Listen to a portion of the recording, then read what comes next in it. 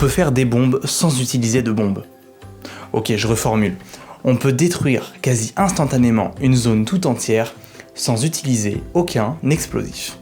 Tu veux savoir comment? Est-ce que tu as déjà joué aux fléchettes? Oui.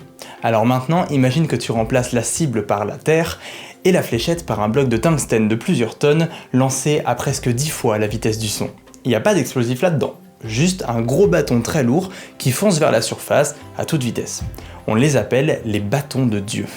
Pour l'instant, aucun pays a décidé d'en envoyer dans l'espace, mais le sujet a été évoqué plusieurs fois, notamment au cours de la guerre froide. Parce que l'énergie de l'impact générerait l'équivalent de plusieurs dizaines de tonnes de TNT de façon très localisée et en pénétrant profondément sous la surface. Autrement dit, ce type d'arme serait potentiellement capable de détruire des bunkers conçus pour résister à toutes les bombes conventionnelles, et même parfois à des bombes atomiques.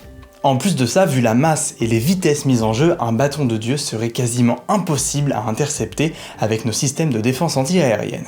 Bon alors après, si personne l'a fait pour le moment, c'est parce que c'est pas si simple que ça.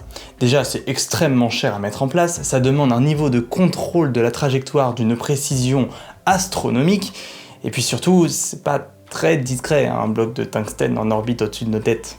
Mais si je vous parle quand même de ça, c'est parce que l'espace c'est un endroit hyper stratégique, y compris pour les militaires. Et si jamais t'as la force d'arrêter de scroller ici, je t'invite à aller voir cette vidéo que je viens de sortir et qui parle un petit peu de tout ça.